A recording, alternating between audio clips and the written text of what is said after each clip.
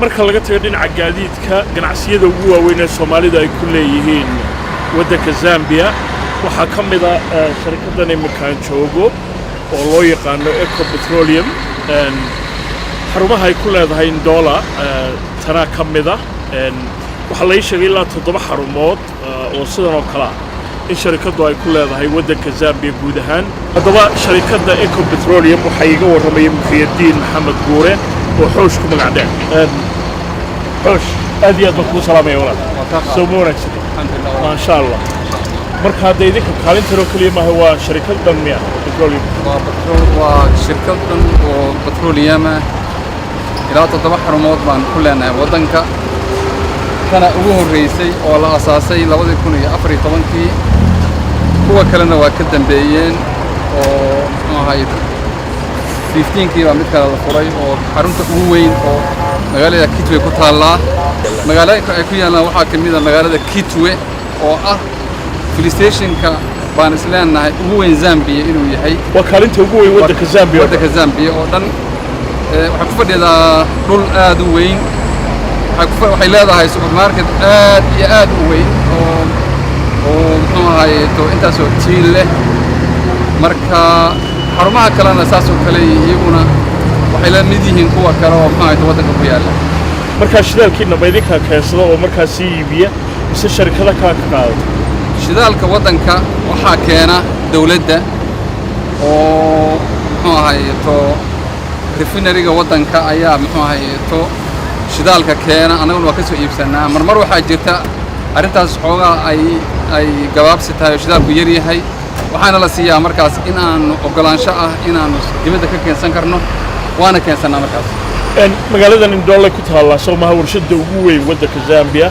ee shidaalka lagu sifeeyo warshada ugu weyn ee shidaalka lagu sifeeyo waa magaalada Ndola ku taala marka xarunta imika aynu joogno Ndola waxa weeye shirkadda Eco xarunteeda miyaa guud xarunta xafiiskii weynaa ee xarunteeda weynayd way halkaan aan hadda joogno mar hadda qaybaha ay ka kooban tahay kaalintan ama fuel station-kan ayaynu soo eegaynaa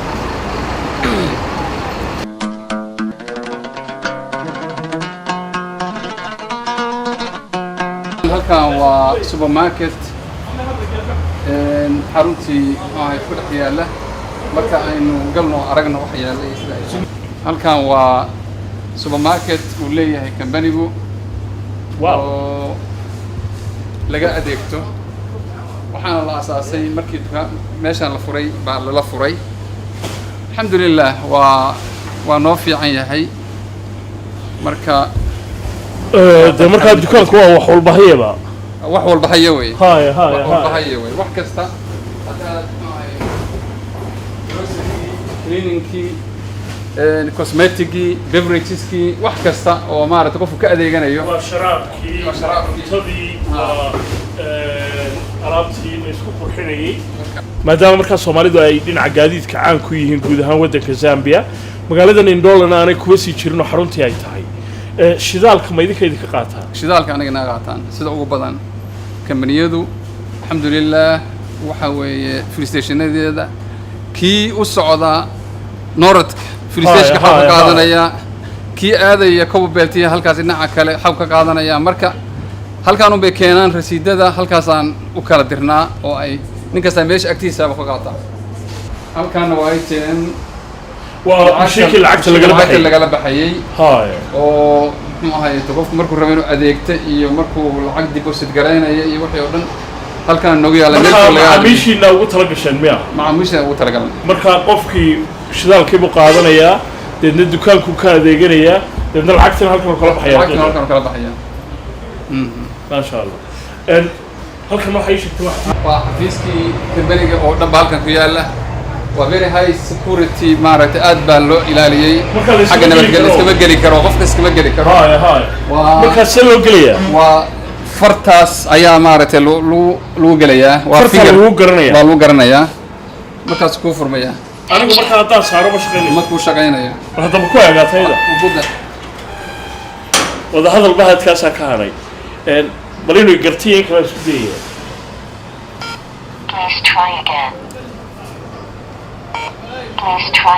aniga mashiinkii wuxuu yidhi xaajo kuma garanayna iska soco bal haddaadu ku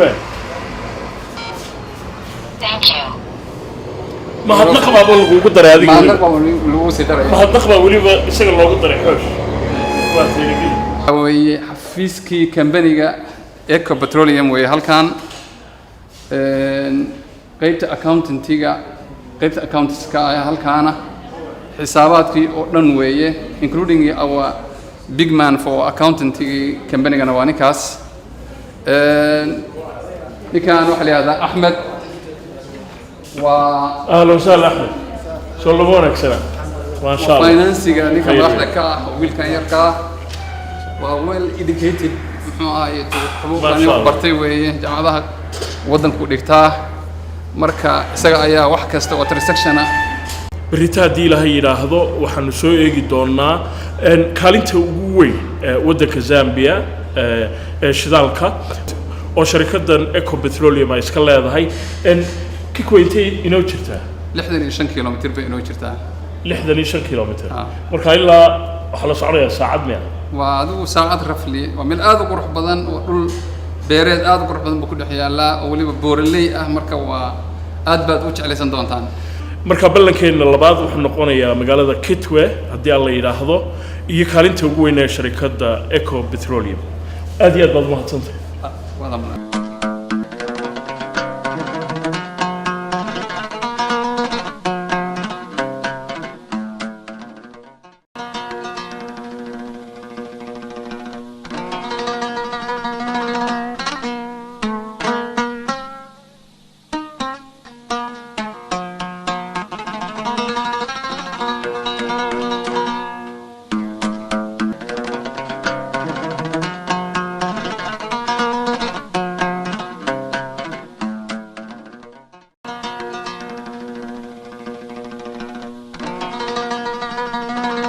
dukaanka weyn waxa uu ka mid yahay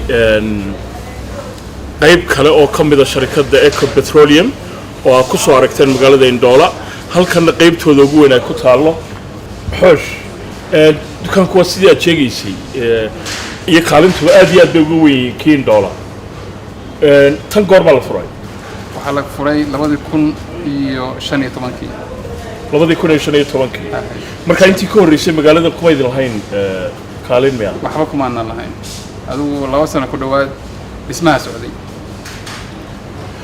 marka muhiimadii intee leeg deegaankani uu leeyahay dhinaca ganacsiga aad iyo aad baan muhiimad u leeyahay free station kan ama muxuu ahaay kambanigan magaalada shidaalka waa ka go'i jiray markaan intaan ka hor laakiinse markaanu nimid waxa weeye waa ka qabtirnay shidaalkii qofku marka wixii uu baahnaa muxuu ahaay markuu shidaalkiisa helo adeegiisa qaato aad iyo aad baa mabsuud ay u yihiin dadkii muxuu ahaay deegaanka way ku faraxsan yihiin inay u furnaato kambanigan meeshan uga furnaato Kitwe kaalintan iyo dukaankan iyo ganacsiyadan ku yaala magaaladan Kitwe waxa madaxka Cabdiraxmaan Faarax Buure Cabdiraxmaan aad iyo aad baan ku salaamaya soo lama wanaagsan wala Soomaali horta intee ku joogtaan magaalada Soomaali waxaan ku joognaa ilaa 12 ganacsigiina waa arkay waa ganacsi weyn waxa la sheegay inuu yahay ka ugu weyn ee ay leedahay Soomaalidu leedahay Eco Petroleum yes wadanka oo dhan waa ka ugu weyn Soomaali waa kan ugu weyn Soomaalida kala ganacsiyada ku leeyahay magaalada maxay yihiin Soomaalida kala ganacsiyada ku leeyahay waxa kamid ah isbeer baartiyo free station butchery meelaha hilibka lagu gado waxyaalahaas ku leeyahay idinku shidaalka oo kale toddobaadkii tusaale ahaan intee leg bay iibisaan waxaan iibinaa ilaa 15 16 track oo bay track 35000 liters bishii toddobaadkii waxaan gadnaa adigu 5 gaari ilaa 5 booyadood waaweyn oo 5 booyadood waaweyn oo midii 35 meelahaas ay tahay gartay dukaankuna wuxuu isugu jiraa dukaan kaliya ma aha waa dukaankii oo waliba aad u weyn iyo makhaayad waxa tag awaygi uu leeyahay makhaayad wuxuu leeyahay butcherigii supermarket oo hilibkana ku iibisay hilibkina waa ku iibinaa waa tahay marka waxa soo dhan waa isku dhex jiraan dadku aad bay u jecel yihiin xaafadahan oo dhan iyo aaggaan oo dhan supermarket male waxa ugu dhow mool halkaas oo la yiraaho Kuba mool marka dadka aaggaan degan oo dhan halkaan ay ka adeegtaan halkaan ay ka adeegtaan gartay dabciga dadka halkan degan Zambiyada kale aad baa loo amaanayay dadkooda magaalada namay la qabtaa magaaladan dadkeedu wallahi dad xun ma aha waata dad xun ma aha dad waan ayagu dukaamada iyo ganacsiga hoose iyo waxaas badan aan aqoon waa dad aad u fiican hadda business u keentid wax ka gadanayo ku imaanaya muddo inta lag baa joogtay Zambiyadu anigu waxaan joogay 2013 up to now 2013 ha 2013 intiina meel looga wad baxay laba bilood ka hor baa hadda Soomaaliya aad Kenya hay marka ganacsiga sidoo kale aad u barato ee dukaanka wax walba helayo wax walba la iibsanayo iyo dukaamadeenii wadanka hada ka waran farqa u dhaxeeya wallahi wax badan baa u dhaxeeya dukaamadeenii xagga ahaa iyo dadkii wadanka joogay dadkii xagga wadanka joogay qaabka wax iibsiga ma aqoon wadanka lacag badan ma aqoon ma ol de marka dad badan ba ma jirin Soomaaliya hadda dadka jira dadkaaba iska yarba meel hadaa fiido waxa ku soo galo dadku imaanayo dhan baa wadada la tirin kara ah meesha laakiin waxa ku imaanaya kun qof baa ku imaanaya qofku wax kasta hagatay laakiin tirahan aad inaguma badneen xaqi haynta iyo jeebkaad leedahay way nagu dhaw jeebka iyo ma aqaan macna mid la dadkan qof walba wuxuu haysto ama qof dadkan way soo shaqaystaan wax way adeegtaan laakiin Soomaaliya wax ka cunayaan wax ka cunaa waan adeegtaan laakiin Soomaaliya qofka dul lacag haysto gurigu kiish bariis iyo kiish kor dhigtaa ayadoo ku cunaa dukaamada iyo wax way laga magacaabo shaqaalaha imisa ku tiiraan shaqaalaha halkan meesha shaqaalaha badan ma laakiin Soomaalidu waa afar shaqaalaha guud ahaan waa 41 meel aad iyo aad baad u mahadsantahay Cabdiraxmaan aad iyo aad waayo waa ku faraxsanahay halkii ku soo booqan aad iyo aad ugu faraxsanahay sidoo kale soo dhawaad Cabdisalaam waa hagaag imika waxa noo dhamaatay booqashadii goordhaweedu noo bilaabantay ee aan ku nimid magaaladan Kitwe oo kamida gobolka Copperbelt la yiraahdo Indolana ay kamid tahay magaaladan soo yar marmaraynaa haddii waxyaabo xiiso leh aan ku aragno kale waan idilo wadaagi doonaa haddii kale Indolana ugu jaaxaynaa wayno hadhow No, Echo is one of the good stations in Kitwe, and you know the petrol that we buy is good, very good, nice visit.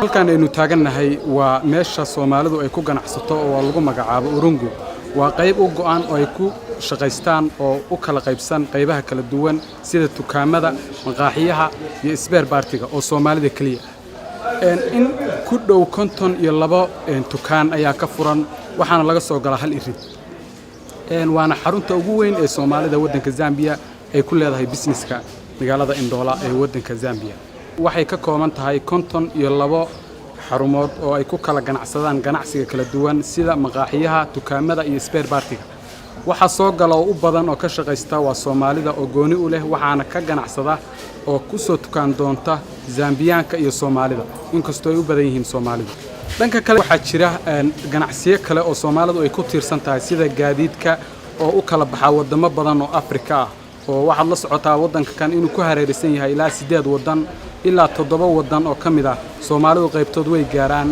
oo wadamada hadda ugu fog oo kale ay kamid tahay wadanka South Africa oo kale Botswana Namibia iyo wadanka Zimbabwe marka ganacsiga Soomaalidu kaliya kuma koobna kaliya oo magaalada Indola waxa jira ganacsiyo badan oo la mid ah sida meelaha kaalimaha shidaalka laga qaato oo loo yaqaan fuel stationada dhanka kale Soomaalidu waxay u badan tahay deegaan ahaan markii la fiiriyo waa laba magaalo waa magaalada madaxda Lusaka iyo magaalada ku xigeenka oo ah magaaladan Indola waxa jira dad badan oo deegaan ah oo soo guuray oo ka soo noqday dibadaha oo si iyagu halkan soo degay oo ka soo laabtay sida wadamada Yurub iyo America oo kale oo ganacsiga ku haysta oo Soomaali ah guud ahaan dadka Soomaalida ee halkan wada degan ma kala aha dad jaaliyada ah ama qolooyin kala ah waa dad isku hal jaaliyad ah oo isku wada xiran wadamada kale sida Kenya iyo Zambia sida Kenya iyo Tanzania oo kale waxa jira dad badan oo degan oo ciyaalkooda uusan aqoon af Soomaaliga laakiin wadankan waxa ugu lagu xasuustaa oo kamida in lagu hadlo yar iyo weynba af Soomaaliga sida biyurka loogu hadlo oo aysan lahayn dad ma garanaysaa la yiraahdo wadankan bay ku dhasheen luqadda ma yaqaanaan sida wadamada qaybtood laga isticmaalo. Assalaamu calaykum waraxmatullaahi wabarakaatuh. Anigu waxaan ka mid ahay Soomaalida degan Zambia magaalada Ndola. Zambia waxaan imid 87 December taqriiban 32 sano joogaa.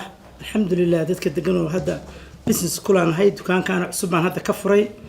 Adigu dukaanka weli ma dhamaystirna shoppingkiisa alaabtiisa waa soo socdaan laakiin maadaama ayna soo booqdeen tifiyadu baan uga jawaabaynaa marka waa fiican alxamdulillah.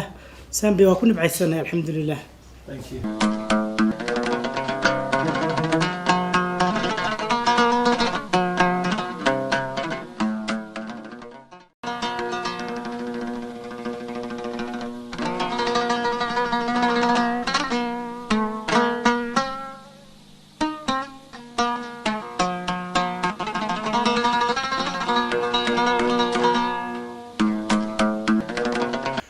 qaybta ugu dambaysa ee barnaamijkeena toddobaadkan waxaa marti igu ah nin aad iyo aad caan uga ah jaaliyadda Soomaalida ee ku dhaqan wadanka Zambia iyo waliba qaar ka mid ah wadamada kale ee Zambia ay dariska yihiin waa Cabdiraxmaan Kongo. Cabdiraxmaan ahlan wa sahlan aad baan ku salaamaya wa salaamay insha Allah iska waran nabad soo wanaagsanid alxamdulillah khayr wey ma sha Allah Cabdiraxmaan af Soomaaliga uma yaraysto inkastoo uu aad uga gaabsanayo inuu ku hadlo laakiin waxaan hubaa dhowr goor oo hore aanu sheekaysanay fahankiisa af Soomaaliga inuu aad iyo aad u wanaagsan yahay. Cabdiraxmaan af Soomaaliga waa sidee teo afrikaan baan nahay haay waa Soomaaliya waan ku magalayaa laakiin waad fahmaysaa waa tay Cabdiraxmaan asalahan waxa uu ka soo jeedaa wadanka Rwanda waxaase uu muddo aad u dheer oo ilaa dhowr iyo 40 sanadooda la soo dhaqmayay haddii aanay kaba badnayn jaaliyadda Soomaalida ku dhaqan wadanka Zambia. Cabdiraxmaan tell me about your history briefly. Briefly, my history, I came with Somali people in this country. From Rwanda, we are refugee, and then I was grown up by Somali people when I was very young. And then those people, they take me to Tanzania. From Tanzania, we came here in Zambia. And Abdurrahman wuxuu sheegay intiina aan af Ingiriisiga fahmin in isaga iyo qoyskooda ay ka soo qaxeen wadanka Rwanda dabadeedna dalka Congo ay yimaadeen dabadeedna halka ay iska soo raaceen oo ay iskaga soo lug dareen dadka Soomaalida deedna markii dambe wadanka Zambia uu la yimid dadkii Soomaalida. So how did you become friends with Somalis in the first place? Somali, they took me when I was very young. The one who took me was my sheikh who took me to Quran al-Karim. After he made me Muslim, I was not Muslim. I born from Catholic people. And then he didn't want to leave me. He took me and he put me in a Somali community. From where to go from 65. When was that? 1965 in Bukavu, Congo. To date, I never go away from Somali community. And Abdurrahman wuxuu sheegay in sanadku markuu ahaa 1965 ay isheleen nin sheekh ahaa oo Soomaali ahaa dadna ninka sheekh ahaa isagoo diinta Masiixiga Cabdiraxmaan markii hore ku dhashay oo muslimiyay dabadeedna uu ka mid noqday qoyskiisa oo deedna ilaa waqtiga 1965 laga bilaabo uu ka tirsanaa dadka Soomaalida. So how come your Somali is understandably good but not brilliant? It's not brilliant because when we came here we started learning another languages, especially English. We didn't know English, so we forsake Somali language to English because we wanted to communicate to the people we found here.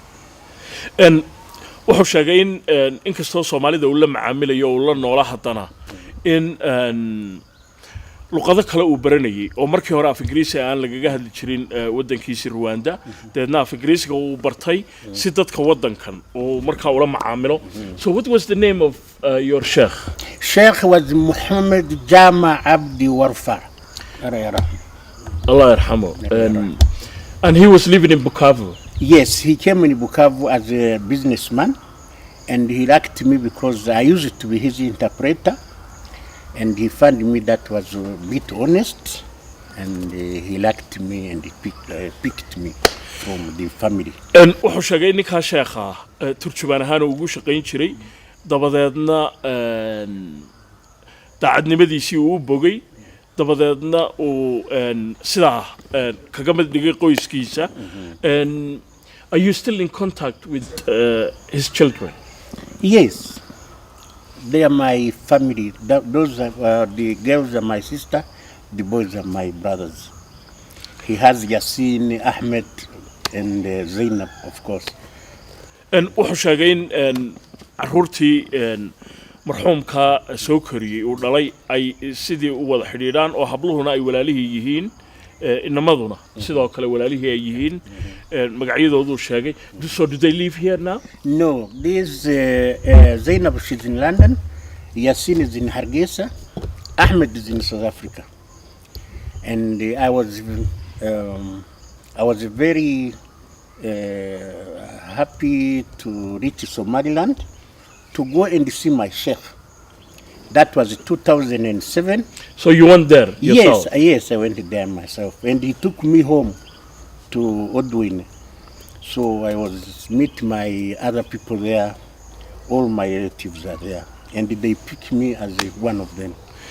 And wuxuu sheegay in 2007 sanadku markuu ahaa uu tagay Somaliland magaalada Oodweyne oo sheekhaasi uu ka soo jeeday isaga soo koriyay oo halka ugu tagay dabadeedna sida uu tilmaamay ehelkiisii oo dhan oo halka ku soo arkay.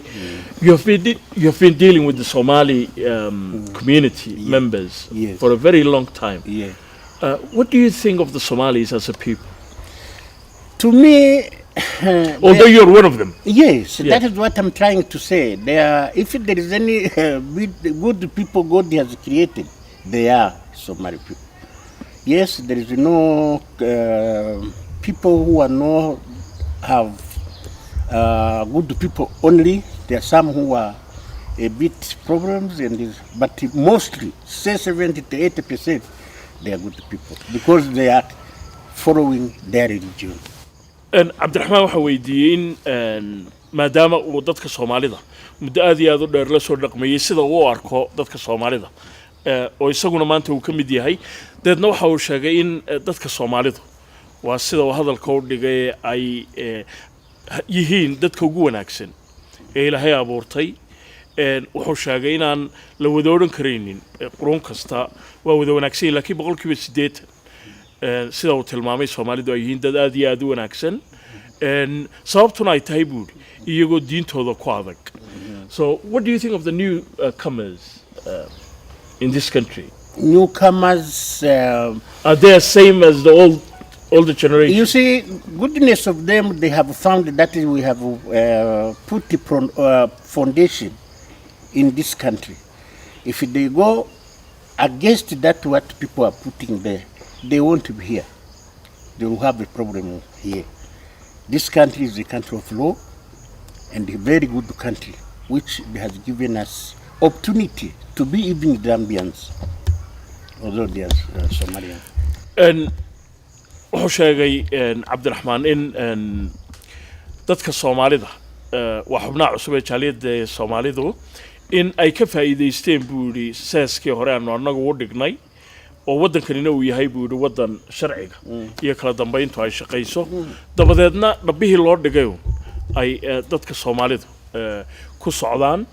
So later on you became a businessman like in many other Somalis. Yes, as I was in the community, I learned what these people do, and they didn't hide me anything.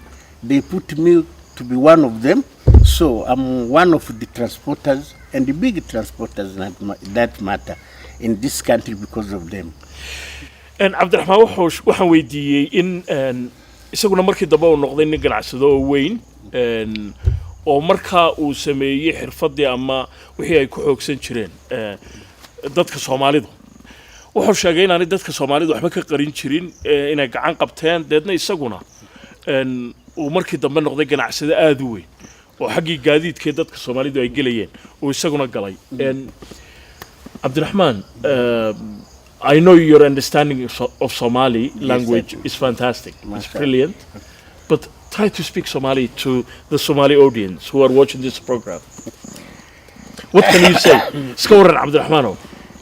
Nabat ilahi mahdi. So mufa'ni. Alhamdulillah. Adiga Abdurrahman Kongal wiramea. Ha.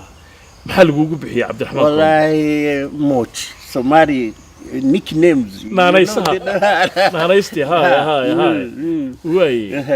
So I don't know how. Marka qoyskiinu Kongo ka soo jeeda miya? Yeah, because of coming from Congo. They say Abdurrahman Congo because there are so many Abdurrahman.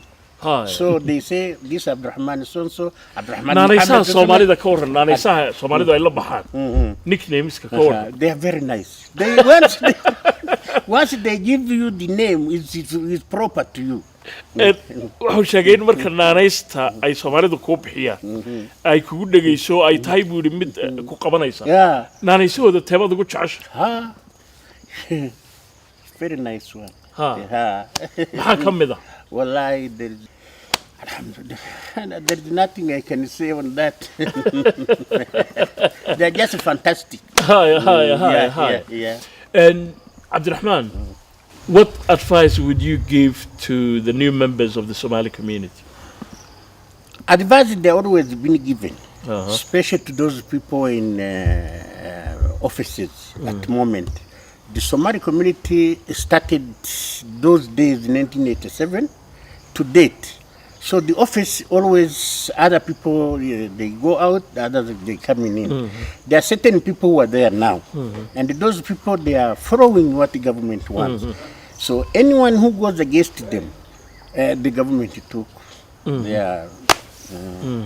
They must follow. Okay. They must follow. No, what advice would you give to the new members? They must follow what the people they fund here. Yeah. Do like them. How did they manage to be here? I'm here for 7 years, 50 years. How did I come here? How did I manage? So because I was following the laws of the country. So they should follow. Yes, they should follow the law of the country. And Abdurrahman waxa weydiiyey waxa talooyin uu siinaya dadka cusub ee Soomaalida ee wadanka soo galay waxana uu sheegay in loo baahan yahay inay yeelaan sidii isaga iyo qeyrkiiba yeeleen oo ilaa kontomeeyo sanadood wadanka joogay sharcigana sida uu yahay ugu socda taladaas siinaya waa taas weey Abdurrahman aad iyo aad baad mahadsantahay maasha jazakallahu khayr jazakallahu khayr waad mahadsantahay thank you marka nabadgelyo marka la leeyahay inshallah waa nabadgelyo maasha Allah